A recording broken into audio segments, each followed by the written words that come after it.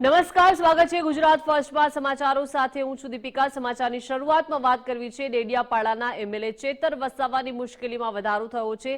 3 દિવસના પેરોલ પૂર્ણ થતા વડોદરા સેન્ટ્રલ જેલમાં જવું પડશે। હજુ પણ ચેતર વસાવાને જેલમાં જ રહેવું પડશે। લાફાકાંડ બાબતે રાજપીપળા ડિસ્ટ્રિક્ટ કોર્ટમાં અરજી કરી હતી। નર્મદા જિલ્લા કોર્ટે ચેતર વસાવાની જામીન અરજી રદ કરી। હવે ફરીથી હાઈકોર્ટમાં જામીન માટે અરજી કરવી પડશે। ચાર્જશીટ દાખલ થતા જ હાઈકોર્ટમાંથી જામીન માટે અરજી પરત ખેંચી નર્મદા જિલ્લા કોર્ટે ચેતર વસાવાની જામીન અરજી રદ કરી છે। વધુ માહિતી સાથે સંવાદદાતા આશિષ જોડાઈ ગયા છે। આશિષ, ડેડિયાપાડાના એમએલએ ચેતર વસાવાની મુશ્કેલીમાં સતત વધારો જોવા મળી રહ્યો છે। શું વિગતો પ્રાપ્ત થઈ રહી છે? બિલકુલ, ખાસ વાત કરીએ તો જે ચેતર વસાવા જે ધારાસભ્ય ડેડિયાપાડાના છે, જો પંચાયતના લાફાકાંડ બાબતે લાફાકાંડમાં જે જેલમાં ગયા હતા અને જેલ બાદ આજે એમને જે 8, 9 અને 10 તારીખના જે જામીન મંજૂર થયા હતા, જે વિધાનસભા માટે સત્ર માટે પેરોલ પર છૂટ્યા હતા અને પેરોલ છૂટ્યા બાદ આજે એમને જામીન પૂર્ણ થવામાં આવે છે। ત્યારે આ જામીન વધુ વધારવા માટે નર્મદા જિલ્લા હાઈકોર્ટમાં એમને નર્મદા જિલ્લા ડિસ્ટ્રિક્ટ કોર્ટમાં એમને ફરી એક દાખલ કરી હતી જામીન માટેની અરજી।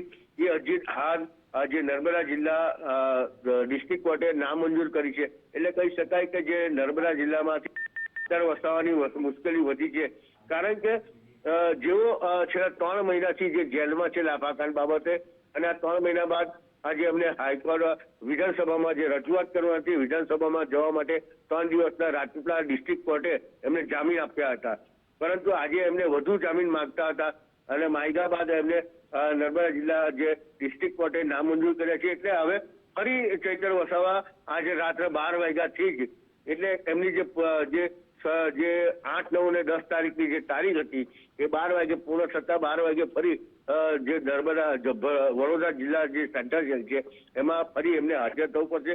હાલ તો કહી શકાય કે જે આવનારા દિવસોમાં હજુ પણ જે હાઈકોર્ટમાં જામીન અરજી માટે એમને જવું પડશે, કારણ કે નર્મદા ડિસ્ટ્રિક્ટ જેલે જે 3 દિવસના જામીન મંજૂર કર્યા હતા એ આજે પૂર્ણ થાય છે। હવે આવતીકાલથી ફરી એમને હાઈકોર્ટના દરવાજા ખટકાવવા પડશે, પરંતુ હાલ તો જે ચેતર વસાવા છે એ હવે જેલમાં જ રહેશે અને એમની મુશ્કેલીમાં વધારો થયો છે। જી બિલકુલ, આભાર આશિષ સમગ્ર વિગત સાથે જોડાયા તે બદલ। તો ચેતર વસાવાની જેલ મુક્તિ બાબતે ગોપાલ ઇટાલિયાનું નિવેદન। જણાવ્યું કે ચેતર વસાવાની જેલ મુક્તિ બાબતે મુખ્યમંત્રી સાથે મુલાકાત કરી। આપ અને કોંગ્રેસના ધારાસભ્યોએ સાથે મળીને મુલાકાત કરી। ચેતર વસાવાનું વધતું પ્રભુત્વ અટકાવવા ખોટા કેસ કરવામાં આવ્યા। વિસાવદરમાં પોલીસે મારી સાથે ગેરવર્તન કર્યું, ખોટી રીતે આપના ધારાસભ્યોને દબાવવામાં આવી રહ્યા છે। ઈડી સીઆઈડીથી ડરવાના નથી। ભાજપના તાનાશાહી વલણનો વિરોધ કરવામાં આવશે તેવું ગોપાલ ઇટાલિયાએ જણાવ્યું।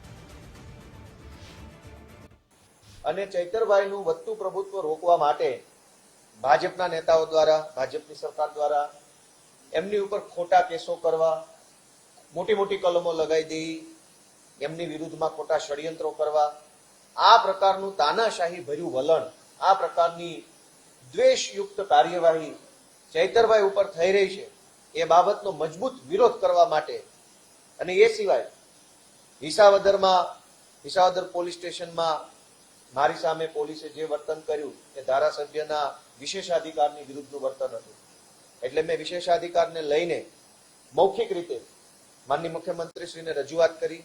આ સિવાય પાટણના ધારાસભ્યની સામે પાટણના ચીફ ઓફિસર જે રીતનું વર્તન કરી રહ્યા છે એ બિલકુલ અયોગ્ય અને ગેરબંધારણીય વર્તન છે, ધારાસભ્યના પ્રિવિલેજની વિરુદ્ધનું વર્તન છે, એની પણ રજૂઆત મેં કરી।